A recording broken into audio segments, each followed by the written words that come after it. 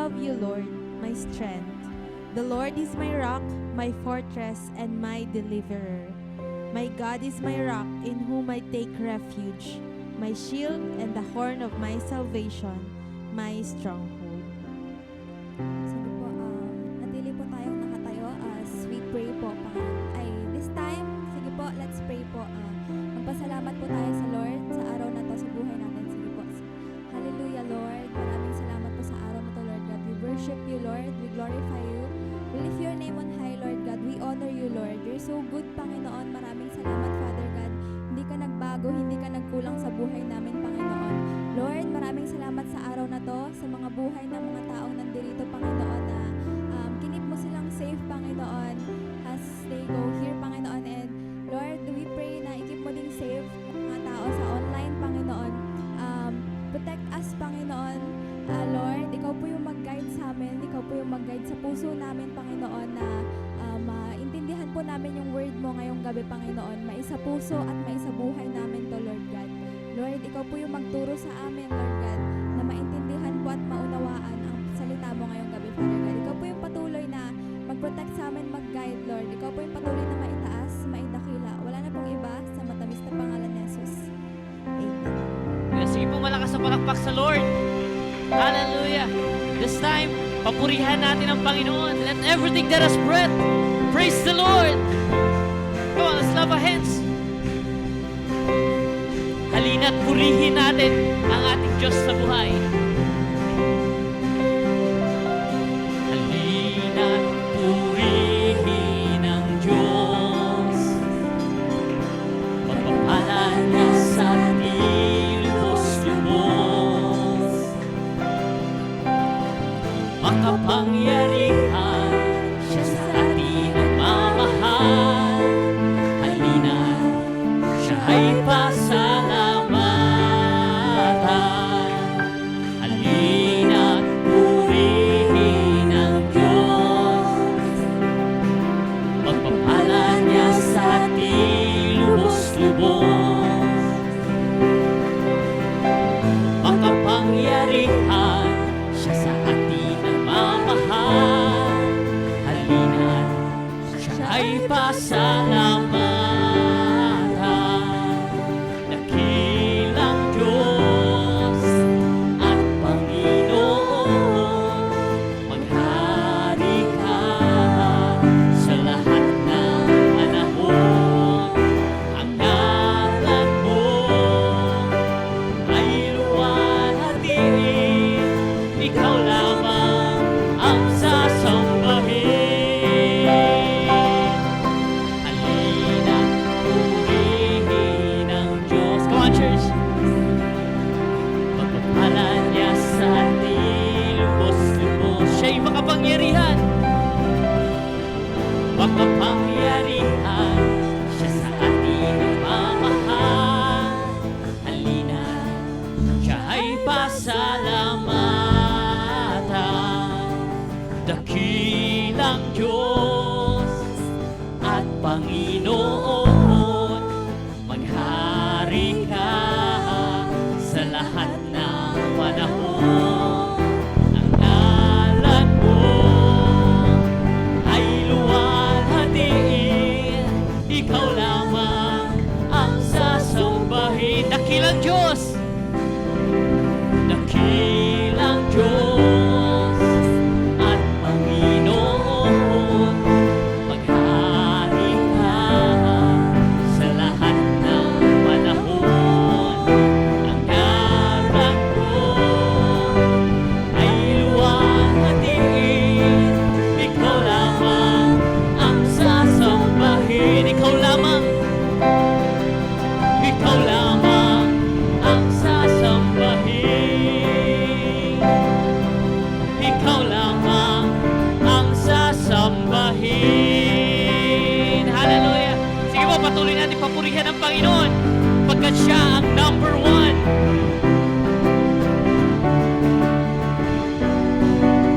Hallelujah. Ikaw lamang. Ikaw lamang ang pupurihin ko. Ikaw lamang ang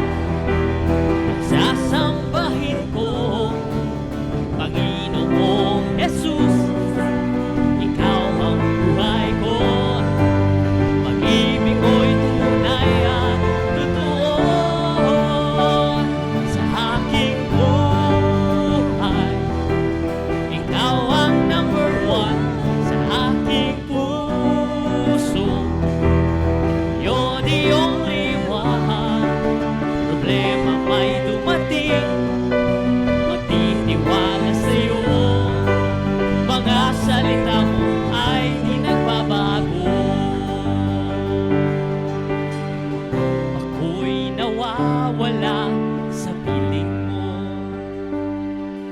Kapayapaan ang nadarama sa puso ko.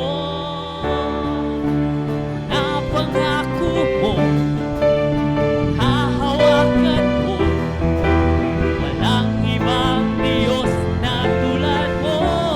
Ikaw lamang, ikaw lamang ang pupurihin ko. Ikaw lamang ang sasambahin ko.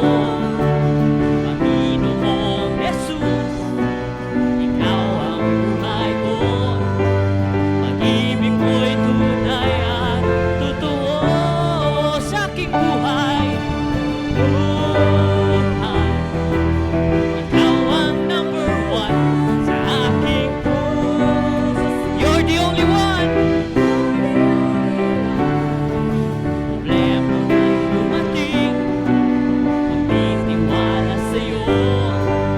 Mga salita mo ay di nagbabago. Ako ay tinulad mo sa agila. Lilipad ng lilipad, lilipad ng lilipad sa presensya mo. Kagalakan ay kalakasan ko. Buhay kong ito'y alay sa'yo. Ikaw lamang pupurihin ko. Ikaw lamang at sasambahin ko. Panginoong Jesus, ikaw ang buhay ko. Pag-ibig mo'y tunay at totoo sa aking buhay, aking buhay. Come on, church! Ikaw ang number one sa aking puso. You're the only one. Problema may dumating, magtitiwala sa'yo. Mga salita mo ay di magbabago. Ikaw lamang, ikaw lamang ang pupurihin ko. Ikaw lamang at sasambahin ko. Panginoong Jesus, ikaw ang buhay ko. Pag-ibig mo'y tunay at totoo sa aking buhay. Ikaw ang number one sa aking puso. You're the only one. Problema may dumating, titiwala sa'yo. Mga salita mo ay di nagbabago. Mga salita mo ay di nagbabago. Mga salita mo ay di nagbabago. Hallelujah! Sige mo malakas ang palakpak sa ating Panginoon. Thank you, Jesus. Thank you, God. Lord, ikaw ang number one. You're the only one, Panginoon, sa aming mga puso, sa aming mga buhay. Hallelujah. Thank you, Jesus. Lord, we thank you. We honor you. Hallelujah. This time, patuloy nating awitan at sambahin ang ating Diyos sa buhay. Thank you, Jesus. Pagkat siya ang ating matibay na sandigan. Thank you, God.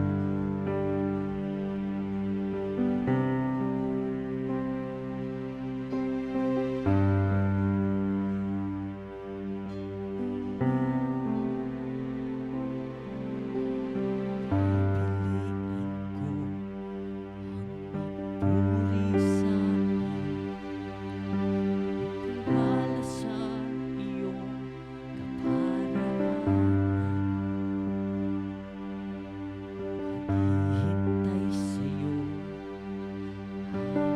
Panginoon.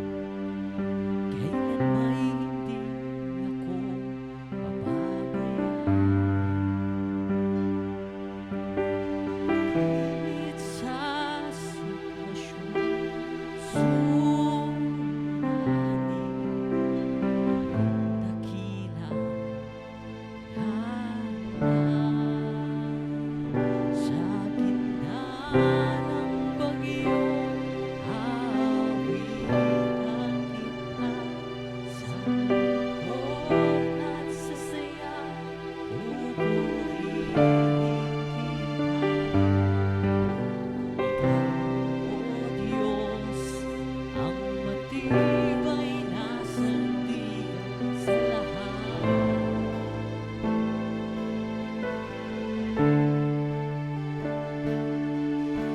Mabuti ka, O Diyos, sa ibang panahon, katatalunan sa kalangitan. Ang biyaya mo,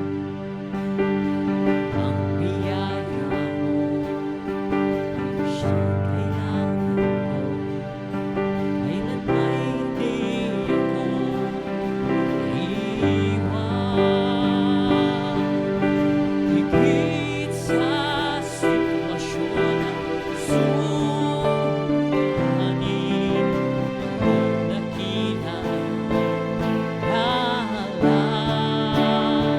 sa gitna ng bagyo, awitan kita sa lungkot at sa saya, pupurihin kita.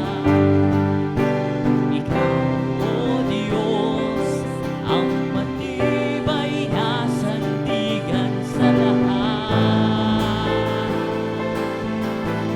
O sa gitna ng bagyo, awitan kita sa lungkot at sa saya, pupurihin kita. Ikaw, O Diyos, ang matibay na sandigan sa lahat. O malaho man ang langit at lupa, nananatili ang iyong salita. Ikaw, O Diyos, ang matibay na sandigan sa lahat.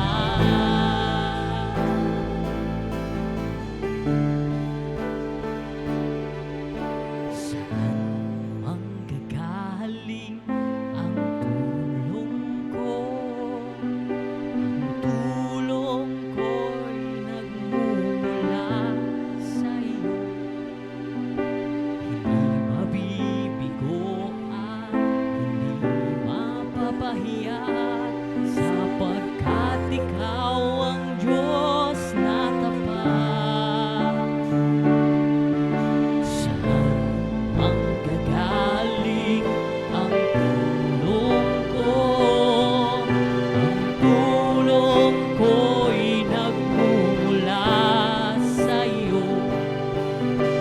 Hindi mabibigo at hindi mapapahiya, sapagkat ikaw ang Diyos na tapat.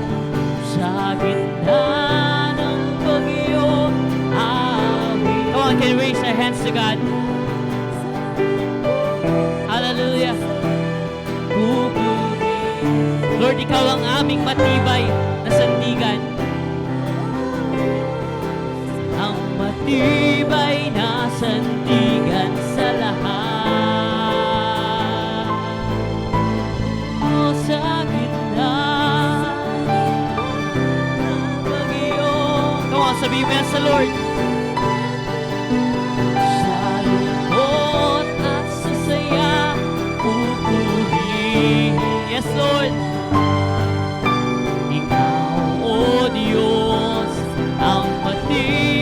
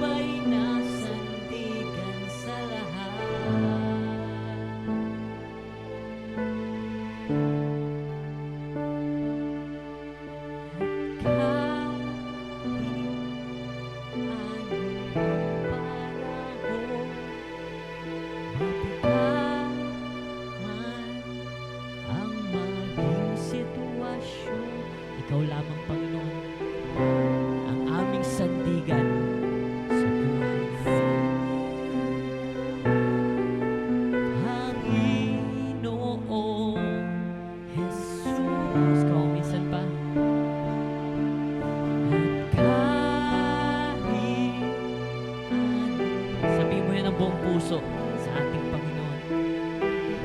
Mabigat man ang sitwasyon, Ikaw, Panginoon, ang aming sandigan. Hallelujah. Ang sandigan, Panginoon Jesus. Come on for the last time. At kahit anong panahon, mabigat man ang ating sitwasyon, Ikaw lang, yes Lord, ang sandigan, Panginoon Jesus. Ikaw lamang, Ikaw lamang ang sandigan, Panginoon Jesus. Ikaw lamang, Ikaw lamang ang sandigan, Come on for the last time. Jesus, Ikaw lamang, Ikaw lamang ang sandigan, Panginoon Jesus. Hallelujah. Thank you, Jesus. Lord, Ikaw ang aming sandigan, Panginoon. Dakila ka, pinupuri, sinasamba ka namin. Salamat po. Sa iyo lang po lahat na mataas sa papuri, pasalamat, pagsamba sa tanging pangalan ni Jesus. And everybody will say, Amen. Amen. Manatili po tayong nakatayo as we read the word of the Lord from Psalms 37, verses 23 to 24. Says here, the Lord makes firm the step of the one who delights in him. Though he may stumble, he will not fall, for the Lord upholds him with his hand. The Lord makes firm the step of the one who delights in him. Though he may stumble, he will not fall, for the Lord upholds him with his hand. Can we just close our eyes and let's have a moment of prayer. Father, we bless your name. We magnify your name, God. Lord, we welcome you in our midst. Malaya kang gumalaw sa buhay namin. Malaya kang mangusap, kami kausapin. At tulungan mo kami, Panginoon, as we receive your word.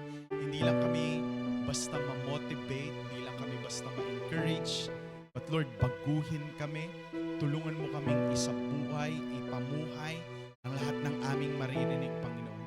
Mabuti ka, O Diyos. Dakila ka, O Diyos. Sa mga nasa online, I pray for a good internet connection hanggang sa matapos po ang live stream na ito, Panginoon. Lord, kung anong gawin mo dito, maabot hanggang sa mga tahanan, Panginoon. Ikaw ang Diyos na hindi kayang limitahan ng kahit na anong bagay. Salamat po. Mabuti ka, dakila ka. Lord, sa iyo po lahat ng papuri, ng pasasalamat sa pangalan ni Jesus, and everybody will say, Amen and Amen and Amen. Makakaupo po tayong lahat. Praise the Lord. So today is the first Sunday of March. Amen. So pag-uusapan natin today, welcome to our series this month entitled Establish. Sabihin nyo nga po, establish. Alright, so when we say establish, pag-usapan natin, in the verse that we have read a while ago, ang sabi, the Lord makes firm. In other version, ang ginamit, the Lord or ordered by the Lord. Nang sinasabi, ang ibig sabihin ng firm at order ay establishing something so it may has a strong foundation. Nang sinasabi, ang Diyos, kaya kanyang patibayin, kaya tayong ayusin, kaya tayong itatag, kaya tayong ibangon. He also direct, the term means order or ordain. Nang sinasabi sa atin, tapos na yung journey, tapos na yung pagkakataon na tinatawag nating casual Christian. When we say casual Christian, hanggang muso lang pero hindi maabot ng muso. When we say casual Christian, dapat tapos na tayo sa moment ng buhay natin na pasimba-simba lang, papunta-punta lang sa church pag gusto at kapag ayaw-ayaw. Sabi mo sa katabi mo, tapos ka na doon. And today, the Lord is establishing us nile-level up tayo ng Panginoon, inaayos tayo ng Panginoon, tinatatag tayo ng Panginoon. At kung ito ay gagawin ng Panginoon, hindi lang basta dahil gusto mo. Because ang sabi dito sa binasa natin, ito ay gagawin sa mga taong who delight in Him. So when we say delight, pag sinasabi nating delight, ito daw yung mga taong masaya kay Lord. Kamay ng mga taong masaya kay Lord. Amen. Lahat tayong masaya kay Lord. Ang tanong pa, ang kasunod nito, masaya ka din ba sa ginagawa mo para sa Panginoon? Amen. Kapag sinasabi daw natin na masaya tayo at masaya tayo sa ginagawa natin para sa Panginoon, meaning to say we delight ourselves into God. And also, pag sinabi nating delight in the Lord, ibig sabihin daw po nito, pina-priority natin ba kayo? Ibig sabihin, inuuna natin ang Diyos sa buhay natin. When we say delight, ito din ay tumutukoy sa kung paano natin pinapahalagahan, pinapriority ang Diyos sa buhay natin at ang paglilingkod natin sa Kanya. At kung sino man daw ang nagdi-delight sa Diyos, words,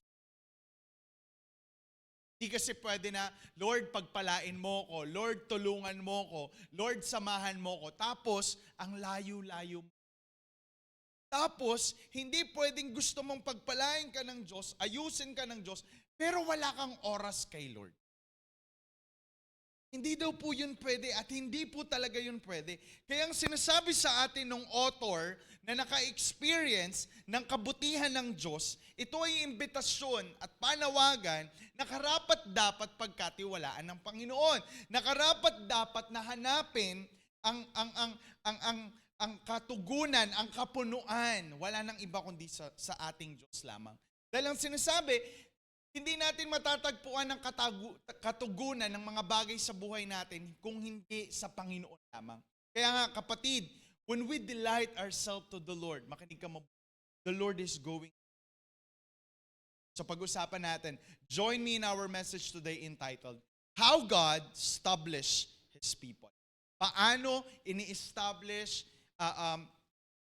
paano pinapatibay, paano tinatanyag ng Panginoon ang kanyang mga tao na nagde-delight sa Kanya. Tatlong bagay. Number one, ang ginagawa ng Panginoon, guiding every steps.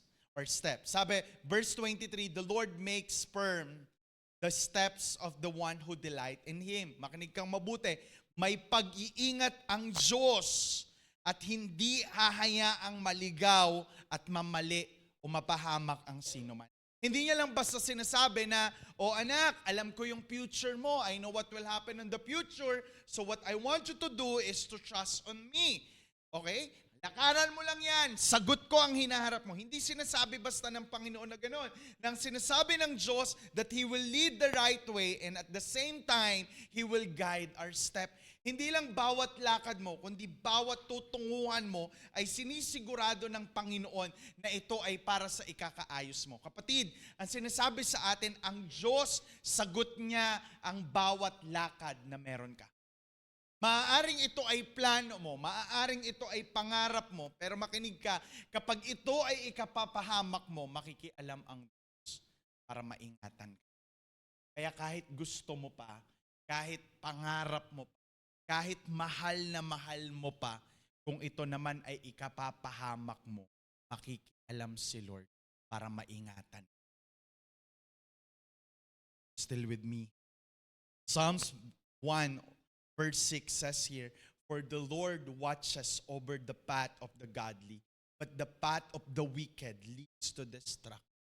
Nang sinasabi, those people who delight sa ating Panginoon, those people who love the Lord, grabe, binabantayan, iniingatan, sinasamahan ng Diyos lahat ng kanilang tinatahak sa buhay.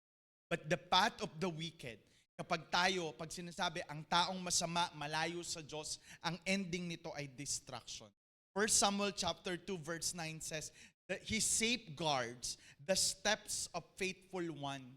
iniingatan ng Panginoon, sinisigurado ng Panginoon na bawat tatahakin natin sa buhay, na bawat desisyon natin sa buhay, makinig kang mabuti, iingatan at sinisigurado ng Panginoon na hindi magdadala sa kapahamakan. But the wicked people are silent in darkness because human cannot succeed with their own strength.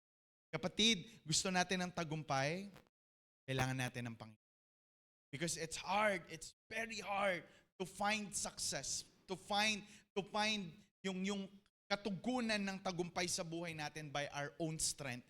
Kailangan natin ng Panginoon. Isa lang ang sinasabi sa atin lahat. Tandaan mo tong mabuti, sa bawat yugto at desisyon ng buhay mo, iingatan at may pag-iingat ang Panginoon sa sino mang nagde-delight sa Kanya. And that way, yung mga taong nagde-delight sa Diyos, ini-establish Panginoon. Kaya ang tanong sa atin ngayong gabi, kamusta yung lakad mo kasama si Lord? Kamusta yung lakad ng buhay natin kasama si Lord? Or baka ang tanong, kasama pa ba si Lord sa lakad ng buhay natin? Kapatid, huwag kang matakot. Ipagkatiwala ang lahat sa Diyos sapagkat alam ng Panginoon kung anong nakakabuti sa ating lahat. And it also a good evaluation. Teka lang, baka ang dami na nating lakad sa buhay. Baka ang dami na nating desisyon sa buhay na hindi naman nagbigay ng tagumpay sa ating buhay. Baka ito na din po ang pagkakataon na hayaan natin ang Diyos manguna sa lakad ng buhay that can lead to success. Kapatid, nakakapagod ang buhay kung paulit. Nakakapagod ang buhay kung pabalik-balik. Kaya hayaan natin ang Panginoon that in every decision that you have today, the Lord will direct our path. The Lord will guide every step that we have. Kapatid, when the Lord establish us, ingatan niya, samahan niya, bawat lakad natin. Amen? Pangalawa, nang sinasabi sa atin, how the Lord establishes people, protecting every situation. In verse 24 says here, though he may stumble, he will not fall. Alam niyo po, sa buhay, normal sa buhay natin na nagkakaroon po talaga ng tinatawag na disaster. Nagkakaroon talaga ng tinatawag na reverse. When we say disaster, may calamities na dadating, may crisis na mararanasan, may hardship that cause suffering or loss. Especially this moment, meron pong war between Iran, Israel, and USA. Whether you like it or not, apektado tayo. Tataas ang bilihin. Magkakaroon na naman ng paghihirap na mangyari ito. Mahihirapan na naman lahat. There will be crisis, hardship, na pwedeng mawalan, pwedeng mawala, at pwedeng mahirapan. There is also what we call reverse, na tinatawag, kahit ang galing-galing natin kay Lord, may mga panahon na madidiscourage ka talaga. May mga panahon na magsisetbacks ka talaga. Hihinto ka na naman. Titigil ka na naman. And whether you like it or not, papalpak talaga tayo sa buhay. But this is the good thing about our God. Like us, every situation. Sinasabi, I remember the story of Joseph the dreamer. Binenta, inalipin, pinagbintangan, kinalimutan. Pero makita natin, along the journey ng sitwasyon ng buhay niya, Brad, di naman siya iniwanan ng Panginoon. And those setback ng buhay niya, and those discouragement ng buhay niya, makita natin, pinagpapala pa rin siya ng Diyos. Dumaan man tayo sa anumang sitwasyon ng buhay mo, makakaasa ka, ingatan ka pa rin ng Panginoon. I remember also Job, pambira, meron ng lahat, meron siya ng lahat. Wala na siyang mahihiling pa, pero sa isang iglap na wala ang lahat ng meron siya. Dumating pa ng pagkakataon na kinwestiyon niya si Lord. Kinwestiyon niya sa Lord, sinisi niya yung mga bagay-bagay, pero the moment he asked for forgiveness, pinalik lahat sa kanya ng Panginoon. There is also Jonah.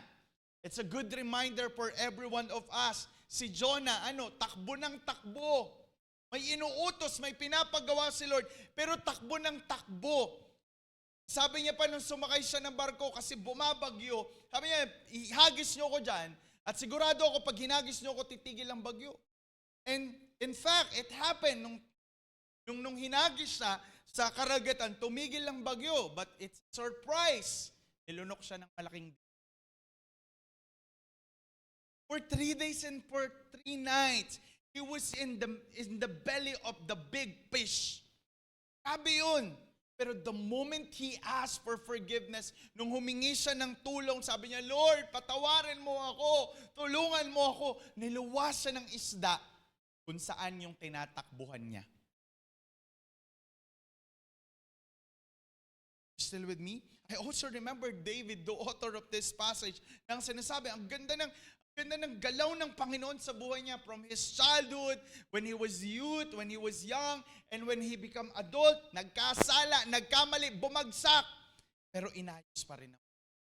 Anong sinasabi sa atin? Galing ng Panginoon. Hindi ka niya pababayaan.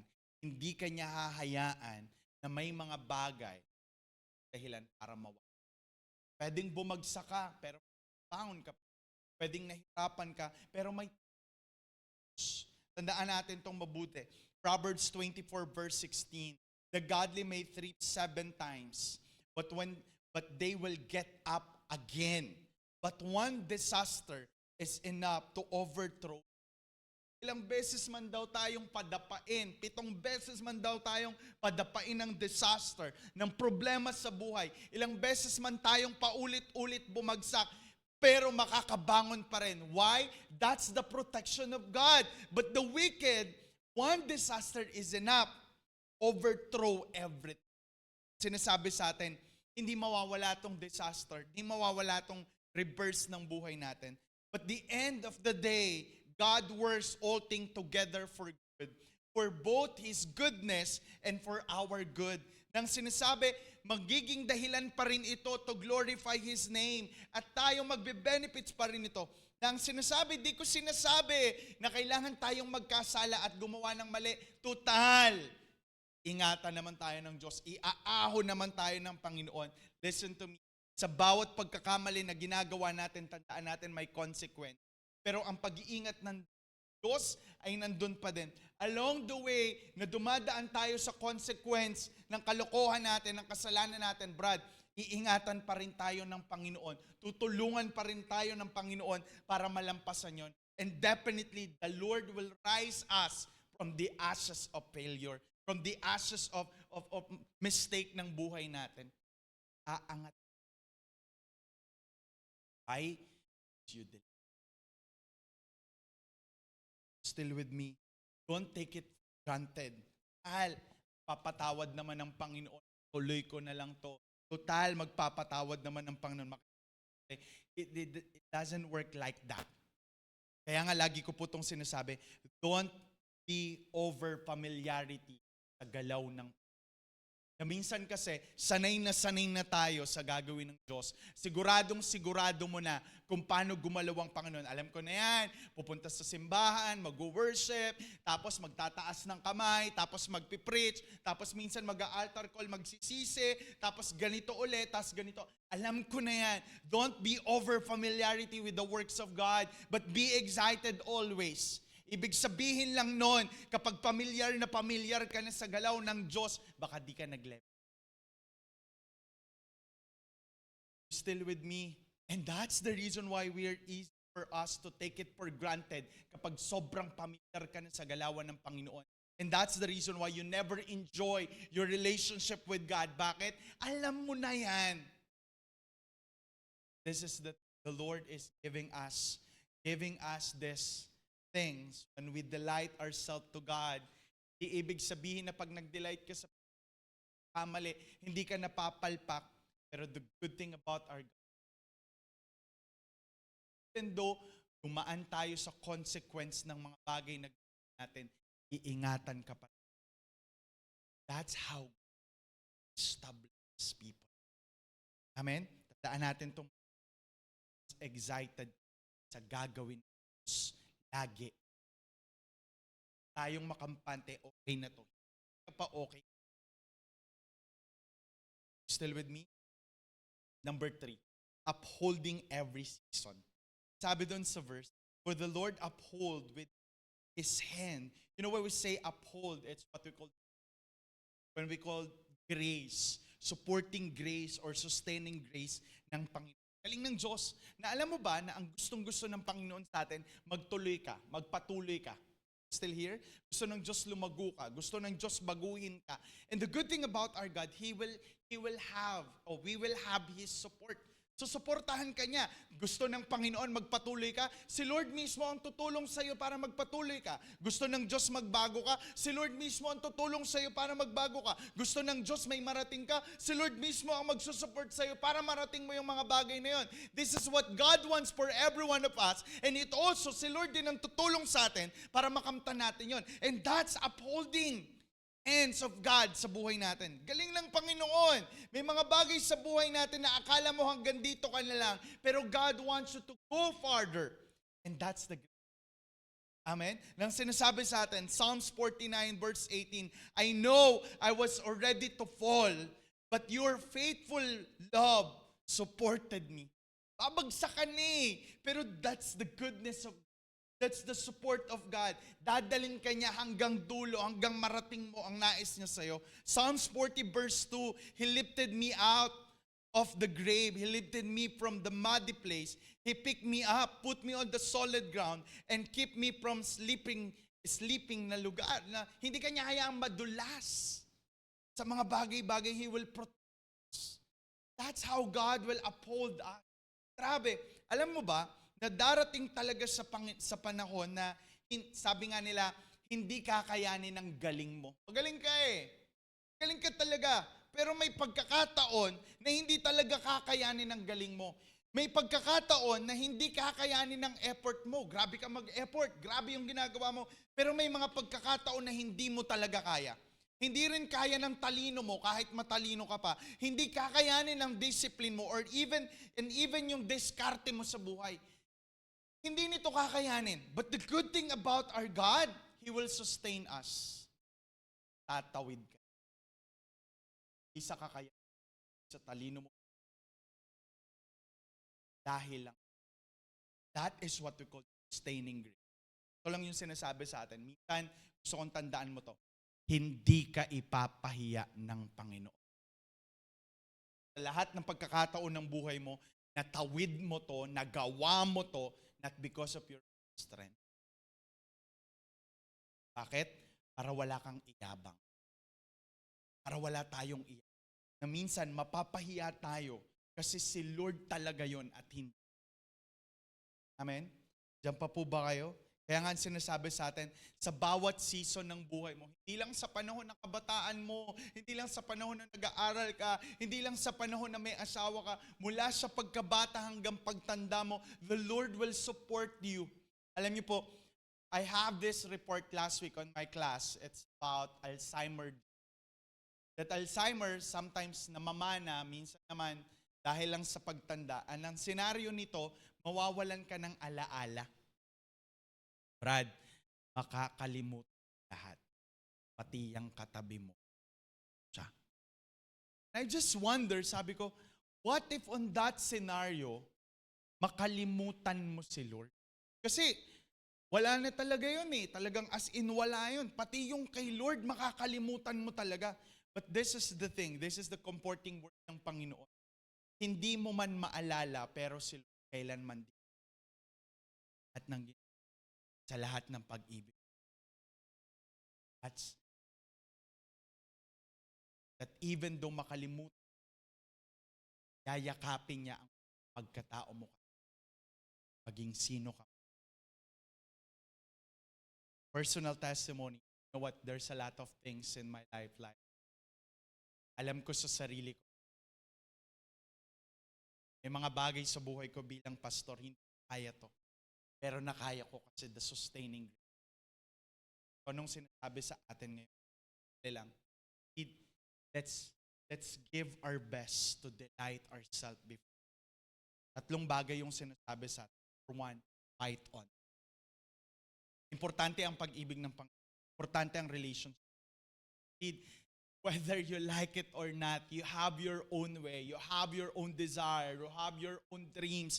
Kaya minsan kahit mahal mo si Lord, tinatangay ka ng mga bagay na gusto mo sa buhay, tinatangay ka ng mga bagay na meron sa'yo. Pero anong sinasabi sa atin? Ilaban mo yung pag-ibig sa Panginoon. Nandito ka na ilaban mo na to, kasi pag hindi mo to ilaban, ang dali mong matangay, ang dali mong mawala. Mahal ka ng Diyos. Nothing to question about that. But you need to fight on. You need to make some effort, some strategy, some sacrifices to fight this relationship with Him. Tindihan natin yung pagbabasa ng Kanyang salita. Because sometimes we always confess that we love Him, but we don't read His Word. We always confess that we love Him, that we don't pray. Oh, we pray 3 times a day. Breakfast, lunch, and dinner. But sometimes we just come to God, but because pag nakuha na natin, nakakalimutan natin siya. Naranasan mo na tong relasyon na to, pinagpala ka na ng Panginoon, naranasan mo na yung pag-ibig ng Panginoon, di ka na niya iniwan, di ka niya pinabayaan, so fight on it. Make it sure na wala nang dahilan at wala nang bagay ang pwedeng magpawala sa'yo sa pag-ibig mo sa Panginoon. Because kung si Lord ang usapan, He already fight for us. Nilaban ka na ng Panginoon at this time, ilaban naman natin si Lord. Pangalawa, you hang on. Na sinasabi, malalaman mo daw na nilalaban mo ang Panginoon kasi matindi yung kapit mo sa Diyos.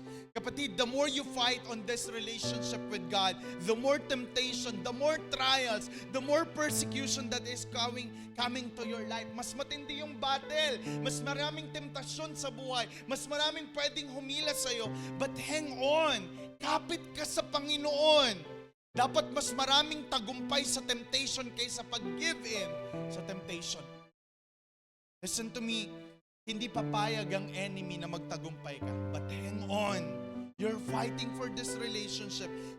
Kapitan mo to ng matindi kasi sa bawat temptasyon na may darating sa buhay natin, sa bawat trials na kakaharapin natin, sa bawat persecution na kakaharapin natin, kapatid, tandaan mo to, never kang iniwan ng Panginoon. At never hahayaan ng Diyos na dumating yun sa buhay mo nang hindi mo kaya.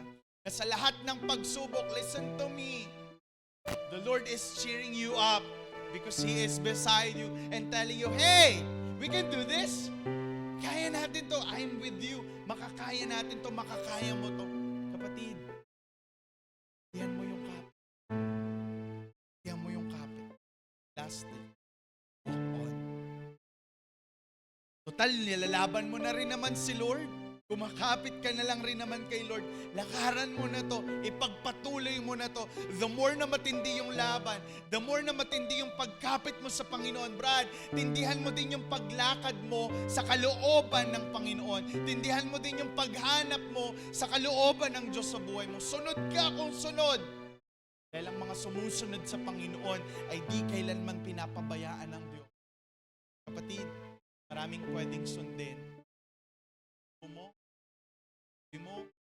Ibang tao, siguraduhin mo si Lord ang priority. Amen? That way, as we fight on, as we hang on, as we walk on, tandaan mo to, the Lord will establish us. Galing! Sa kabila ng ginagawa mo lahat ng to, sa kabila ng ginagawa mo to para sa Diyos, si Lord pa rin ang tutulong sa'yo. The more you fight on for this relationship, He will guide you in every step. He will guide you in every step. Nakakita na po ba kayo ng bata na nag-start pa lang maglakad? Bawa naman po kayo pag di pa po kayo. Di ba yung mga magulang parang, kaya mamaling sounds ako doon parang, They are excited because you're walking. And same thing to God. The more you're choosing to walk with God, you give some smile to God. Nagbibigay ka ng ngiti na sinasabi, kaya mo yan na, I'm with you. That way, every time na lumalakad tayo sa Panginoon, galing, babagsak ka man, itatayo ka uli ng Diyos. At sasabihin ng Diyos, tuloy tayo. I'm protecting every situation buhay. Makarating ka man, ano man ang mangyari mangyari along your step with God, tumanda ka man, makalimot ka man, magkasakit ka man, hey, mahirapan ka man, there is a holding hands that God is sustaining us. Pagtutuloy mo yan, support kita. Sama. I don't know what you have in your life. Pero kapatid, tingin mo to sa kung saan man meron ka. Ngayon, it's because of the grace of God. It's because the Lord is establishing us. The Lord is making you strong. The Lord knows everything about us. Makinig ka mabuti. Sagot ka ni Lord hanggang dulo. Can we just close our eyes right now? As you close your eyes, I want you to respond to the message of the Lord. I want you to think right now. Anong mga bagay na nilalaban mo para sa Panginoon? Ano yung mga bagay na kinakapitan mo, tinitindihan mo yung kapit mo para sa Diyos? Ano yung mga bagay na hanggang ngayon pinagpapatuloy mo para sa Panginoon? Listen to me, the Lord is guiding you. The Lord is protecting you and upholding you. The Lord is always be with us. The Lord will always keep you safe. And as you respond to the message of the Lord, I want you to listen. Hindi magbabago at mapapagod ang Panginoon para samahan at tulungan ka. So why not you check your heart, you check your life, kamustahin natin yung lakad natin sa Diyos, kamustahin natin yung pagpili natin sa Panginoon, kamustahin natin yung pagmamahal natin sa Panginoon. Kapatid, di ka iniwan ng Panginoon, di ka pinabayaan ng Panginoon, at sa lahat ng anumang pagdadaanan mo na darating sa panahon na sa tingin mo di mo kaya, nauna na si Lord. At sinasabi niya sa'yo na kaya mo yan kasi kasama mo. Why not you talk to the Lord today? Why not you speak with all your heart to God today? Hallelujah.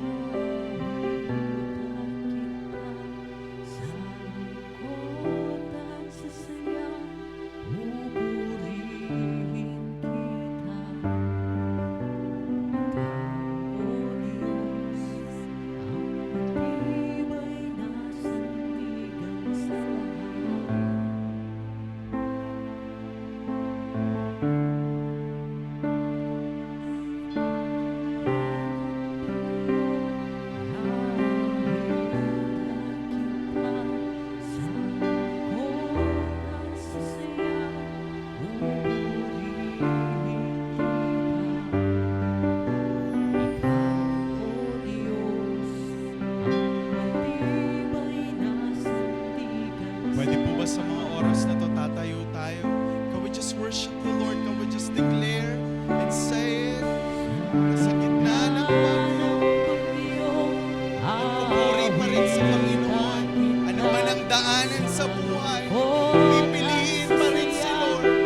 Come on, church. You worship the Lord. You confess your love to Jesus. Ang matibay na sandigan sa lahat. Come on, say it with all your heart. Hallelujah. Sa gitna ng bagyo, aawitan kita. Sa lungkot at sa saya, pupurihin kita. Ikaw, O Diyos, ang matibay na maging panalangin mo to ngayong gabi. Maging panalangin mo to sa Panginoon. Hallelujah. Sa gitna ng bagyo, aawitan kita. Sa lungkot at sa saya, pupurihin kita. Ikaw, O Diyos, ang matibay na sandigan sa lahat. say it again with all your heart. Sa gitna ng bagyo, aawitan kita. Sa lungkot at sa saya, pupurihin kita. Ikaw,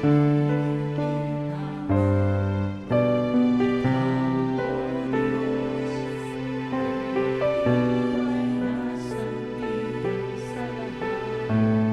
I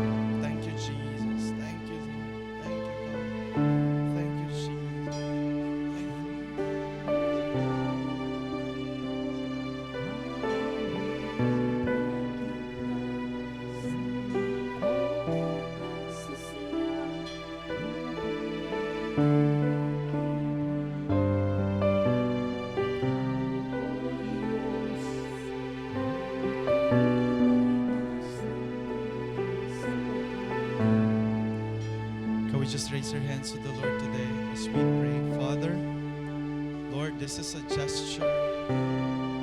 Raising our hands before you, reaching out. Lord, tulungan mo kami, samahan mo kami. Ilaban ang pag-ibig namin sa iyo. Ilaban ang relasyon namin sa iyo, Panginoon. Tulungan mo kami lagi kumapit ng mahigpit sa lahat ng pagkakataon na darating ang problema, pagsubok at anumang mga trials sa buhay namin and even temptation. Lord, help us indeed to walk on, to know your will, magpasakop sa kalooban mo, sumunod sa kaparaanan mo, Panginoon. Lord, samahan mo kami, O Diyos. Ikaw ang Diyos na buhay na di kailanman, di kami tinalikuran, di kami iniwan. Lord, samahan mo bawat hakbang namin. Ingatan mo kami sa bawat sitwasyon. At your support, Lord God, your grace, sustain us sa bawat season na darating ng buhay namin, Panginoon. Salamat po, Panginoon. Manguna ka sa buhay namin, gumalaw ka sa buhay namin. Maranasan ka namin lagi, kumilos ka lagi, Panginoon. Ikaw lamang at wala na pong iba, Panginoon. Salamat po. Salamat po. Sa iyo po lahat ng papuri, ng pasasalamat sa pangalan ni Jesus. And everybody will say, Amen and Amen.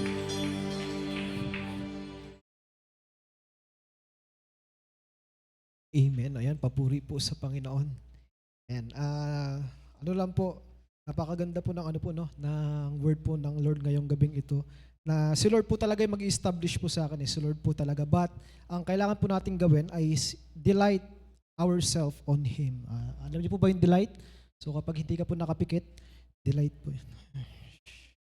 Ayan po. No? So ayun lang po, may konting konting lang po. Yun po, na-realize ko lang din po na sa bawat yugto po ng desisyon sa buhay po natin, meron pong pag-iingat po ang ating Panginoon. And yun po, si Lord po, sagot niya po yung bawat lakad na meron po tayo. Amen po ba? Amen. So, ngayon naman po ay dadako naman po tayo sa ating Connect Katanungan. Ayan, tatayo po tayong lahat. Alam ko po lahat po tayo dito excited na. Excited po ba kayo na makausap na po ang mga nandito po sa church? Ayan po, no? Excuse me po. Ayan po. So, ngayon po, ang ating pong Connect Katanungan, ayan po. So, ano po alam ko po lahat tayo dito may tagumpay po sa buhay, gawa po ng ating Panginoon. Amen po? Amen. So, ano po yung isang tagumpay? Siguro po isa lang po, no? Ano po yung isang tagumpay sa buhay mo na alam mo pong sinamahan ka ng Panginoon? Ayan po, no? Ulitin ko po yung tanong. Ano po yung isang tagumpay sa buhay mo na alam mong sinamahan ka ng Panginoon? Sige po, hahanap po tayo ng ating makakausap. Babae po sa babae, lalaki sa lalaki. Sana po yung hindi nyo pa po nakausap, ayan po, hindi nyo pa ba nakilala? Or first time nyo pa lang po, or second times, third times, mga ganun. Ayan po, lahat po ba may partner na? Ayan po, so kung meron na po, ang ating minuto ay magsisimula na.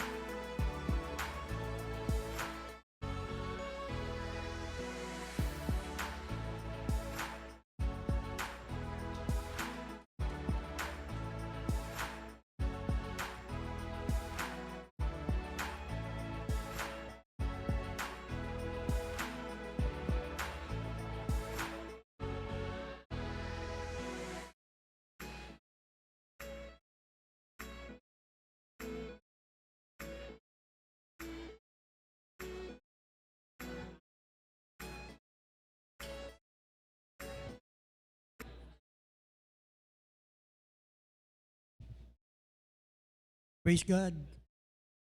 This time po, we will proceed to another type of worshiping God. It's giving time.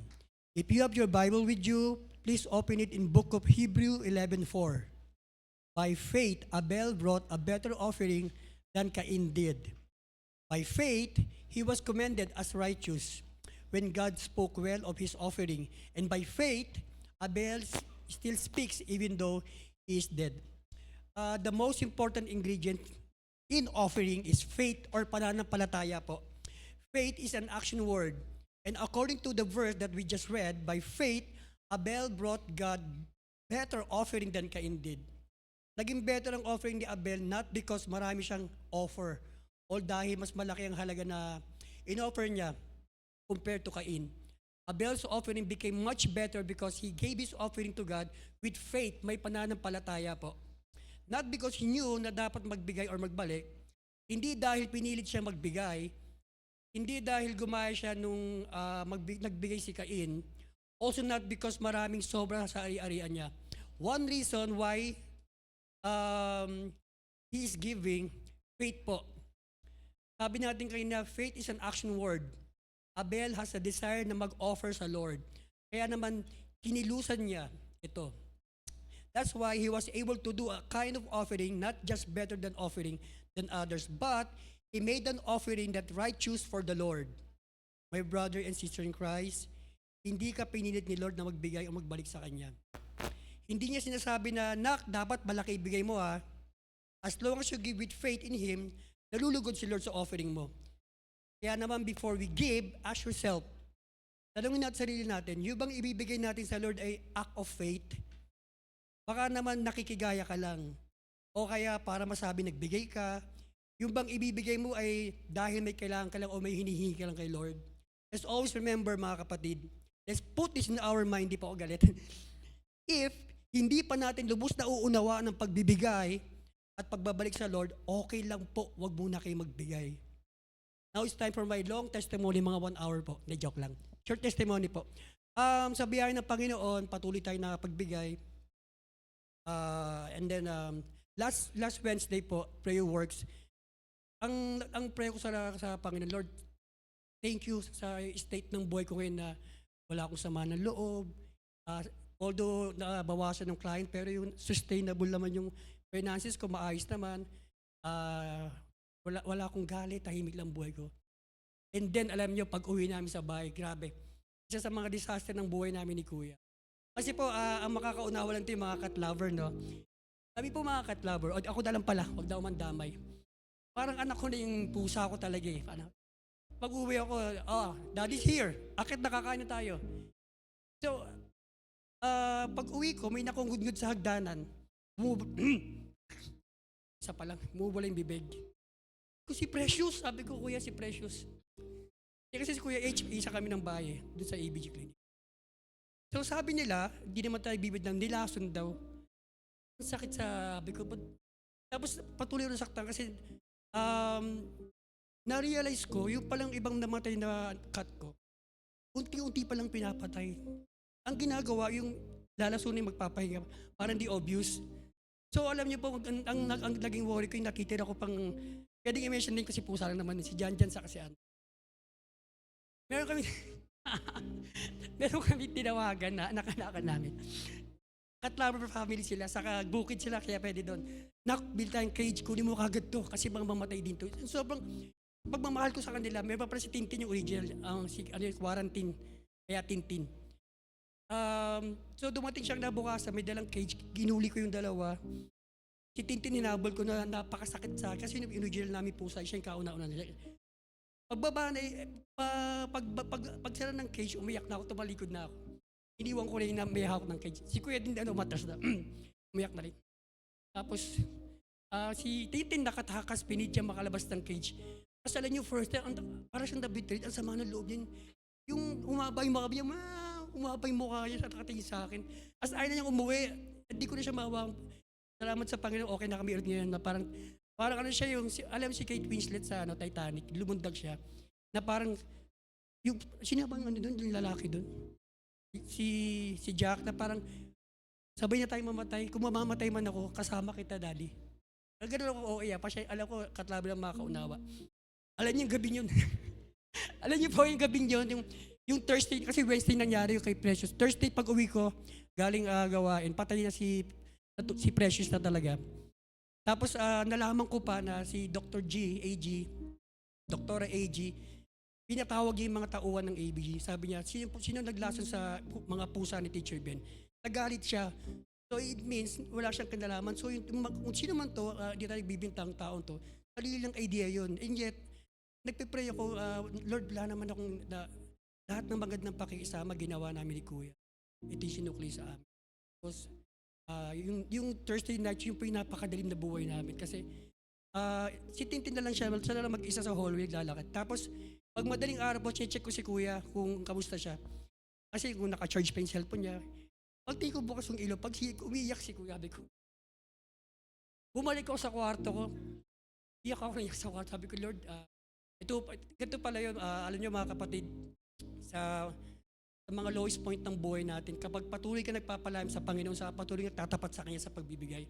Alam mo yung pag nagnalaan ka sa Kanya, bibigyan Kanya kagad ng kalakasan. Yung talagang kasi isip mo parang, paano nagawa sa amin to? Okay naman kami. Kahit, alam mo, digdagan ka pala, paano nila gagawin? Pero alam mo, sabihan ng Panginoon, nung last Sunday, sabi ng Panginoon, magpapatawad ka dahil kaya mo. Papatawad ka kasi meron kang faith sa akin. Meron kang pananampalataya. Kaya po yun ng Panginoon, maluwag na po yung dibdib ko, medyo naiyak lang kasi pagkukwento ko na, bumabalik yung pakiramdam. Pero po yun ng Panginoon kasi po, ngayon po napatawad ko na po silang lahat.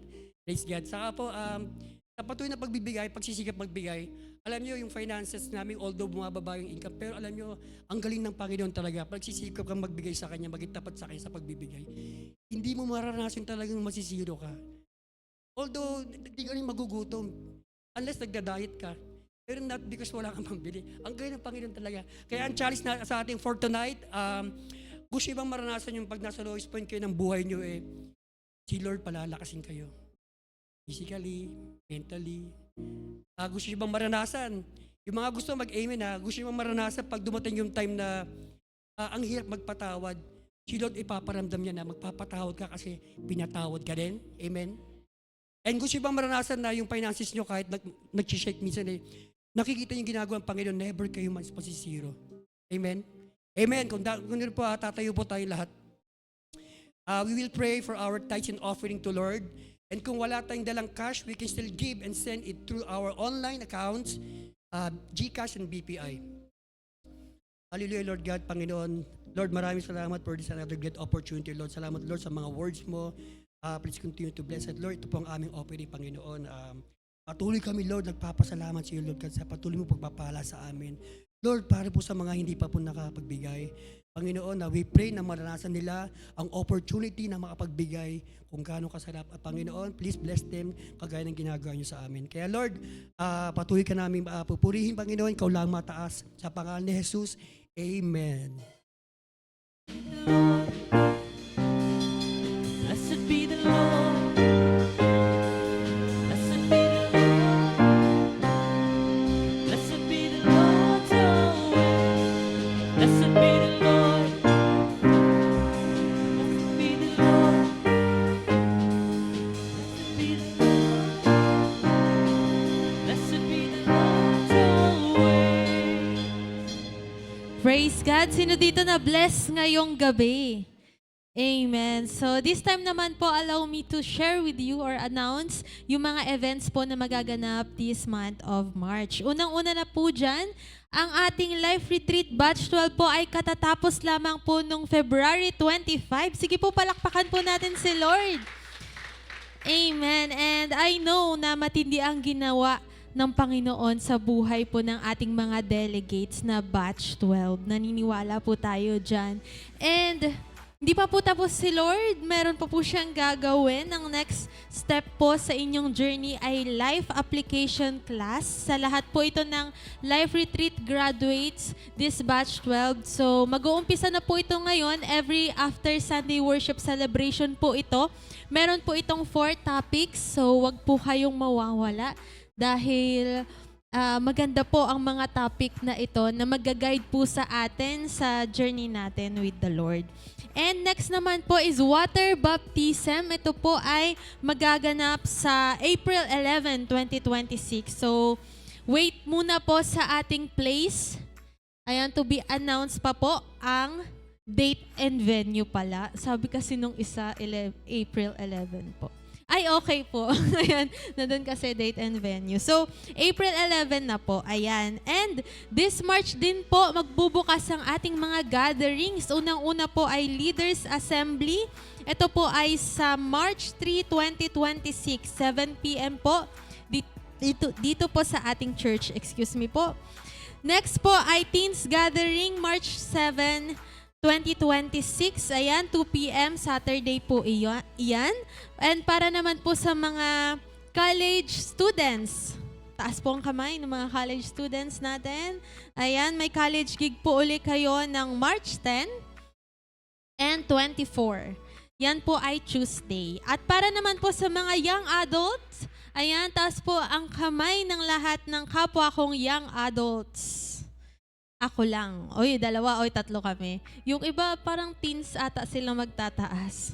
Ayan, young adult gathering po natin sa March 26, Thursday po yan. Sa mga adult naman po, ayan, sa mga adult po natin, meron po kayong gathering sa March 27, Friday po yan.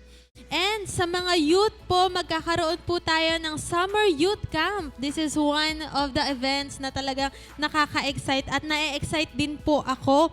Ito po ay pinamagatang Washed. Ayan, ito po ay magaganap sa April 30 to May 2, 2026. So let's wait for updates and further announcement. And praise God po dahil magkakaroon na po tayo ng second church dito po sa bayan ng Zambales. Yan po ay sa Palawig. Magkakaroon na po tayo ng WOEL Palawig. Ayan, at dahil po dyan, kailangan po nila ng mga gamit. Unang-una po ay chairs, 30 chairs. Pero kung gusto nyo pong ramihan pa, ayan, pwede naman po. TV, aircon, and laptop. Pwede po tayong magbigay financially or mismong yan po yung ibigay natin. And direct na po natin ibigay kay Coach Elaine Mangune. Kung kilala po natin siya, siya po ang nag-handle ng ating ng Palawig, WOEL Palawig Church. And para naman po sa mga kids dito sa WOEL na uma-attend, meron po kayong gathering every last Saturday of the month na po ito. So ito po ay para sa mga hindi kasama sa community at dito po uma-attend sa ating church. And again po, dahil March, happy birthday po ulit sa lahat ng ating March celebrants. Kay Pastor and kay mama ko. Hello, happy birthday sa 3. Ayan. And ayan po, sabihin mo naman sa katabi mo, balik ka next Sunday. Amen. Sino dito may natutunan siya sa Panginoon ngayon? Amen. Kaya naman po, ayan, see you again next Sunday, WOEL Iba Fam. This is your home, your family, your church.